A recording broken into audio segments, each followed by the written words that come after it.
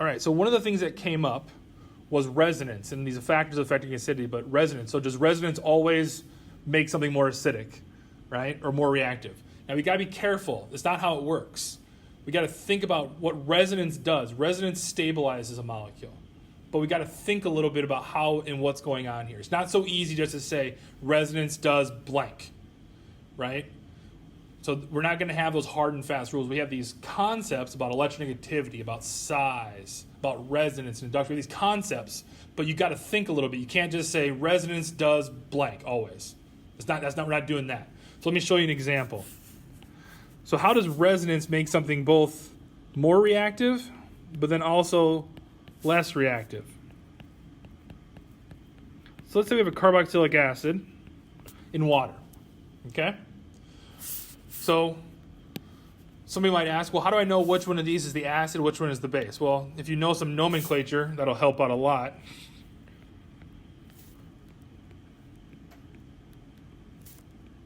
Right? A carboxylic acid, of course, will act like a acid.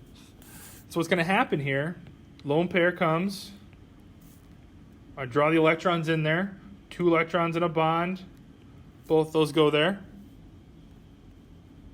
So in this case, this was the acid, water was the base.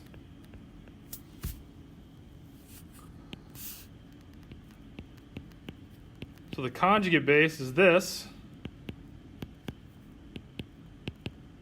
Got a lone pair, got an extra lone pair from that OH bond that broke. And we got to make sure we balance our charge. If you have a plus charge, we got to balance our charge.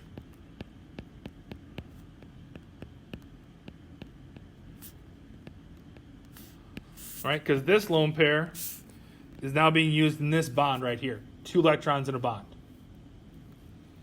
So then we have our base here and our acid here. Now, what people want to say is, well, resonance makes something more reactive. But this has resonance, and this is actually making it less reactive, right? Because it's stabilizing that negative charge. Right? So in this case, resonance is making this actually less reactive. But resonance also makes this more acidic. This bond right here is more polarizable because of resonance. So what does that resonance structure look like?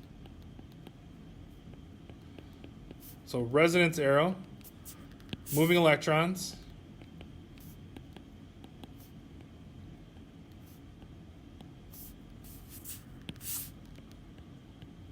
So right, resonance is not a reaction here, right? Drawing our electrons, our lone pairs. So by doing a resonance form, remember resonance tells us something about how something might react, or where it's electron rich or electron deficient at, right? So this resonance structure here tells us that this bond, this H, is pretty electron deficient. Again, this is taking on what principle? Well, there's a plus charge on the oxygen. The oxygen's electron deficient. No. Right? Lewis dot structures, what do? They lie to us. Sometimes. Not all the time, sometimes. So it's really electron deficient here. So this resonance structure helps us understand that this is actually pretty acidic. This is a pretty reactive bond because of this resonance structure. Right? At the same time, when we look at the conjugate base, this tells us this is actually a really stable product because of resonance, because we're spreading out that charge. So in this case, resonance is telling something on one side of the reaction, this is more reactive, and on the other side of the reaction, it's saying, well, this is more stable. So what could be an example of resonance making something less acidic? Now, this is something I just came up with, so this might not be perfect, but let's think about this. What's the most polar bond? What's the most polar bond to hydrogen? NH or OH? OH, right? Based on electronegativity.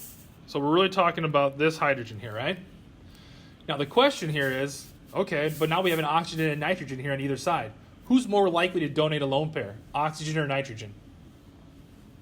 Type it in the chat, O or N. Let's see it in the chat.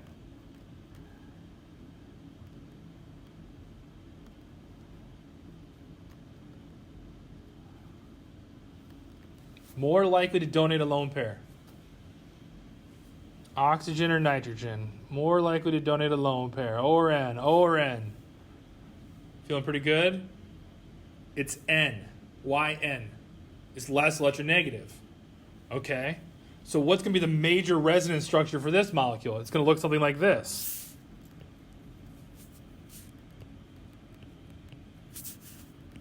Resonance arrow.